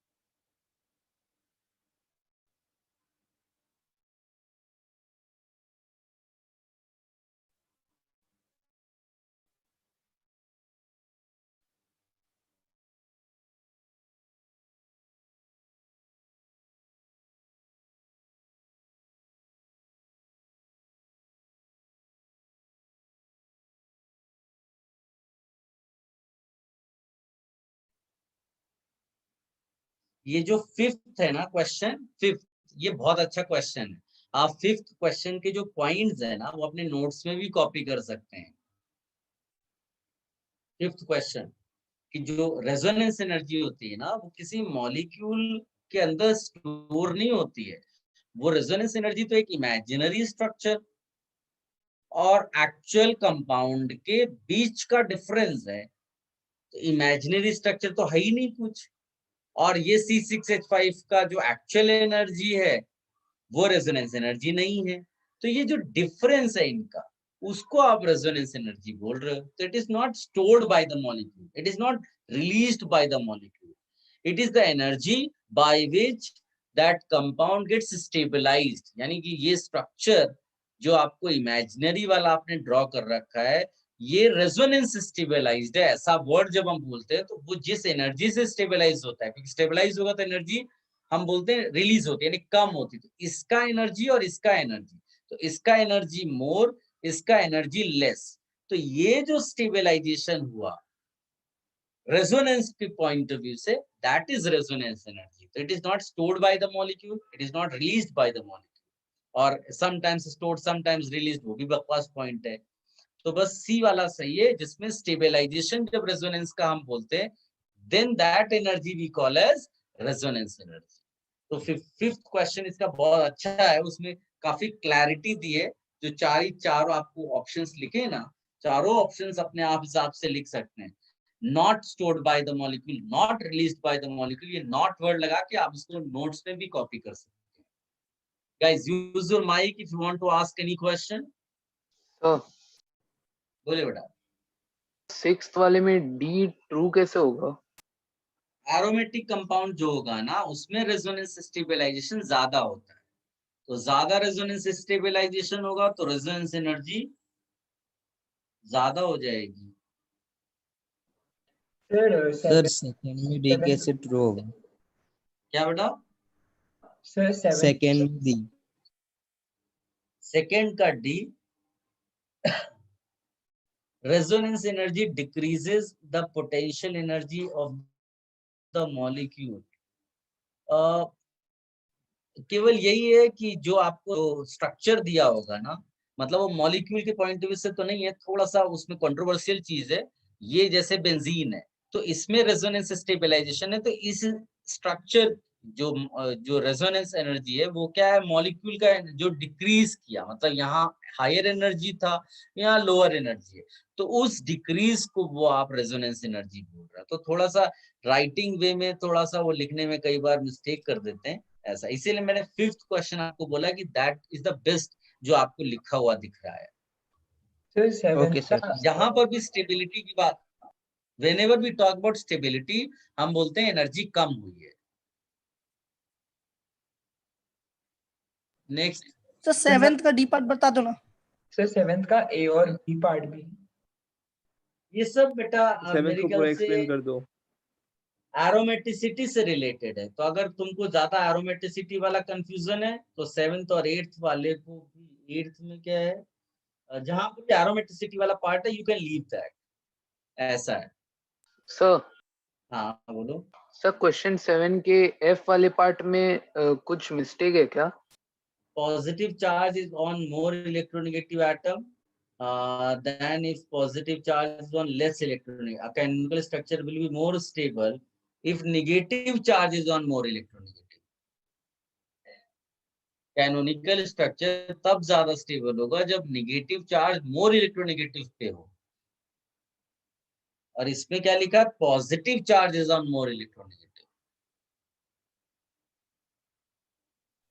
Sir second का ट्रू, सेकंड का सी करेक्ट कैसे है? सेकंड का सी क्या है भाई, resonance involves delocalisation of pi electrons and non bond electrons, है ना सही बेटा? CH2 सर लेकिन ओनली भी लिखा हुआ है ना, वो शायद रॉन्ग है ना। हाँ सर वो ओनली लिखा है ना, ओनली नॉन बॉन्डिंग में ऐसा थोड़ी ना होता है ना सर। ये है ना नॉन बॉन्डिंग, लोन पेयर को नॉन बॉन्डिंग बोलते हैं, और ये पाई हो गया ना, बॉन्डिंग होता है ना। क्या चीज? बॉन्डिंग भी तो होता है ना। बॉन्डिंग का मतलब सिग्मा वाले। अच्छा सर, अच्छा समझा। तुम ये बताओ किस कौन से बॉन्ड्स देख करके आप स्ट्रक्चर पता करते हो? Sigma bonds. तो वो पहला बॉन्ड जो बनता है वो सिग्मा बॉन्ड, इसीलिए बॉन्डिंग वर्ड जब आता है ना तो सिग्मा वाली बात आती any other doubt? Sir then question किसी भी 7 का point एफ रॉन्ग होगा ना? क्वेश्चन थर्ड का कौन सा बेटा? क्वेश्चन 7 का एफ रॉन्ग होगा ना? हाँ क्वेश्चन 7 का F सर जो आपने अभी पढ़ा है सर। 7 का F रॉन्ग है, ठीक है? सब 7 का डी एक बार एक्सप्लेन कर सकते हो? It involves cyclic delocalization of 4n plus 2 pi electrons. Then if it ये तो cyclic लास्ट क्लास में किया delocalization, है। ये तो वही है कि साइक्लिक डीलोकलाइजेशन हो गया तो लूप बन गया, तो एरोमेटिक हो गया। जैसे मान लीजिए मैं एक एग्जांपल लिख दूं, CH2 CH CH CH, ये इसमें भी 3 पाई बॉन्ड्स है रेजोनेंस में, इसमें भी 3 पाई बॉन्ड्स है रेजोनेंस में। किसमें बेटर स्टेबिलिटी मिलेगी रेजोनेंस में? बेंजीन वाले में, क्योंकि वो एरोमेटिसिटी देगा आपको। Happy? Okay sir. Sir 8th का डी पार्ट एक्सप्लेन कर सकते हैं sir? A canonical structure with more number of pi bonds will have more contribution than in canonical with less. हाँ तो पाई डीलोकलाइजेशन होता है ना, अगर पाई बॉन्ड्स ही नहीं होगा तो डीलोकलाइजेशन कैसे होगा? अब जैसे इसमें तुम्हारा ज्यादा पाई बॉन्ड्स हैं तो ज्यादा पाई का डीलोकलाइजेशन हो रहा, अगर मैं 2 ही पाई बॉन्ड्स बनाता तो कम होते, यानी number of resonating structures decrease कर जाएंगे ना। Is it clear? Yes sir. Sir और 8th का बी पार्ट सही क्यों नहीं है सर? चार्ज सेपरेशन का मतलब होता है लेस स्टेबिलिटी। Okay sir. और बोलिए सर एनी सेकंड का एच, सेकंड का एच या एफ? एच सर रॉन्ग क्यों है वो? Any resonating molecule is always more stable than any non-resonating molecule. जो रेजोनेंस होता है ना, वो ये बताता है कि जो एक्चुअल कंपाउंड है, जैसे C6H6 है, वो अपने रेजोनेटिंग स्ट्रक्चर से ज्यादा स्टेबल है। वो ये नहीं बताता कि वो C6H6 किसी और कंपाउंड से ज्यादा स्टेबल है कि नहीं समझ में आया? सर नहीं समझ। तो रेजोनेंस है वो ये बताता है कि एक्चुअल कंपाउंड का स्ट्रक्चर हम ड्रॉ नहीं कर सकते, तो जो भी स्ट्रक्चर आपने रेजोनेटिंग वाला बनाया है उन सब से एक्चुअल कंपाउंड ज्यादा स्टेबल है। ये है रेजोनेंस का कॉन्सेप्ट। अच्छा सर समझ गया सर। सर जिनका हो गया वो जा सकते हैं? क्यों जा सकते? कितने बजे तक लेक्चर है? 8:45। सर 10 मिनट और। 5 minute. Sir delocalization of electrons में कौन से पाए? जिसको नहीं है और पूछना वो रेस्ट भी कर सकता है, बाकी लोग पूछ लें मुझसे और पॉइंट्स का डिस्कशन। बोलिए। पाई इलेक्ट्रॉन्स ही होते हैं रेजोनेंस में पाई इलेक्ट्रॉन्स हो सकते हैं, लोन पेयर हो सकता है, एम्प्टी ऑर्बिटल जाता है, सारे केसेस मैंने कराए हुए। क्या सिग्मा इलेक्ट्रॉन्स इन्वॉल्व नहीं होते ना? सिग्मा नहीं जाता। ओके। और बोलिए सर 6 का जो बी पार्ट है वो इसलिए नहीं होगा क्योंकि वो लेस चार्ज सेपरेशन मतलब लेस स्टेबिलिटी, इसलिए ना? canonical structures have charge separation than if canonical structure have no charge. Resonance energy तब ज्यादा होगा जब कैनोनिकल स्ट्रक्चर ज्यादा स्टेबल हो, और कैनोनिकल मतलब less स्ट्रक्चर ज्यादा स्टेबल कब होंगे? जब चार्ज सेपरेशन ना हो। हाँ सर ठीक है। जबकि गिवन तो है चार्ज सेपरेशन वाला है, तो that is actually not true. और बताइए रेजोनेंस पोटेंशियल एनर्जी कैसे डिक्रीज करता है? वो केवल मेरे ख्याल से थोड़ा सा लैंग्वेज उसकी उतनी अच्छी नहीं है, बट यही है कि whenever you talk about stabilization, stability का मतलब होता है एनर्जी इज रिड्यूस्ड। ओके। और बोलिए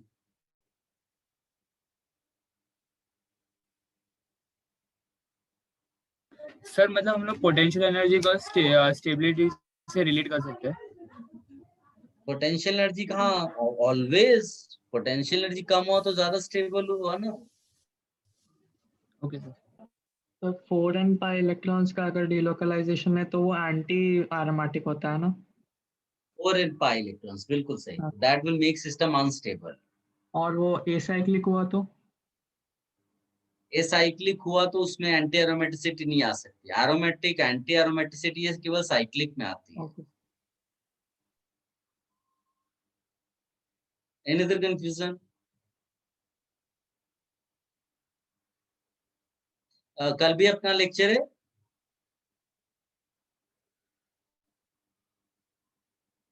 Yes sir. ठीक है. So we will continue the application part. तो नेक्स्ट एप्लीकेशन आएगा वो इलेक्ट्रॉन डेंसिटी चेक करना है बेंजीन रिंग पे. वो वाला करेंगे एंड देन एसिड बेस वाले कॉन्सेप्ट्स. बताइए सर. बोलिए ना बेटा. Sir resonance hybrid most stable form रहता है.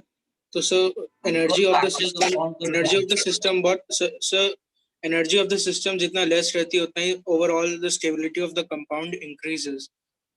So yes. Then resonance energy should be negative. Otherwise, if you use modulus, then it should be the value only. Or the resonance energy is negative only. So we consider. सुनो मेरी बात. एक value होती है बेटा, value. अब वो depend करता है तुम ब्रेक कर रहे हो या फॉर्म कर रहे हो. फॉर्म कर रहे हो किसी चीज को तो एनर्जी रिलीज होगी. ब्रेक कर रहे हो तो एनर्जी एब्जॉर्ब हो रही है. तो जो जितना स्टेबल कंपाउंड है उसको बनाने के लिए अगर जाओगे तो वही वाला रेजोनेंस एनर्जी आपको वो नेगेटिव के वे में मिलेगा. और अगर ब्रेक करने के उसमें जाओगे तो पॉजिटिव है. ऑल्दो अगर खाली डिफाइन कर रहा हूं तो नेगेटिव में कोई प्रॉब्लम नहीं है. Okay sir. तो एप्लीकेशन ऑफ इंडक्टिव इफेक्ट आप बता सकते हो क्या एक बार शॉर्ट में ही? एप्लीकेशन ऑफ इंडक्टिव इफेक्ट के जितने भी एप्लीकेशंस है ना वो रेजोनेंस वाले एप्लीकेशन से मर्ज होंगे अभी. जैसे एसिड कैसे निकालते हैं, बेस कैसे निकालते हैं, क्योंकि जो क्वेश्चन एग्जाम में आता है ना उसमें ये नहीं बोलता है सेपरेट कि यूज इंडक्टिव और यूज मेसोमेरिक. वो क्वेश्चन देगा. तो अब हम जो मेसोमेरिक में एप्लीकेशन करेंगे ना उसमें मेसोमेरिक भी चेक होगा एंड मेसोमेरिक अगर ना हुआ या इक्वल हो गया तो इंडक्टिव चेक होता है. So that part will be covered in that. और बोलिए सर. जिनको कोई कंफ्यूजन नहीं दे कैन लीव. हाँ बोलिए. साइक्लिक कंपाउंड्स के 4n+2 बाय इलेक्ट्रॉन्स ज्यादा स्टेबल रहेंगे कि असाइक्लिक कंपाउंड्स के 4n+2 bye electron? Cyclic aromaticity आएगी ना उससे. Okay sir. एरोमेटिक कंपाउंड ज्यादा स्टेबल होते हैं ना? एरोमेटिक कंपाउंड्स हाँ नॉर्मल कंपाउंड से ज्यादा स्टेबल होते हैं. और बोलिए सर. वो थर्ड के सी पॉइंट में मतलब मुझे रही है मतलब नीड नॉट मतलब all canonical structures of a molecule need not be always equivalent but they should not differ much in stability. पर सर अगर लेस स्टेबल हो गए तो हम लोग निग्लेक्ट कर देना मतलब. हाँ इसीलिए याद करो मैंने कहा था ना कई बार कि नंबर ऑफ रेजोनेटिंग स्ट्रक्चर्स के क्वेश्चंस कंट्रोवर्शियल भी हो जाते हैं क्योंकि उसमें कुछ स्ट्रक्चर ड्रॉ ही नहीं किए जाते क्योंकि वो हाईली अनस्टेबल होते हैं. सो जो एक्चुअली में ड्रॉ होते हैं उनमें एनर्जी में लगभग वो एक जैसे होने चाहिए. बहुत ज्यादा डिफरेंस नहीं होना चाहिए. Okay sir. Thank you. और बोलिए एनी अदर कंफ्यूजन?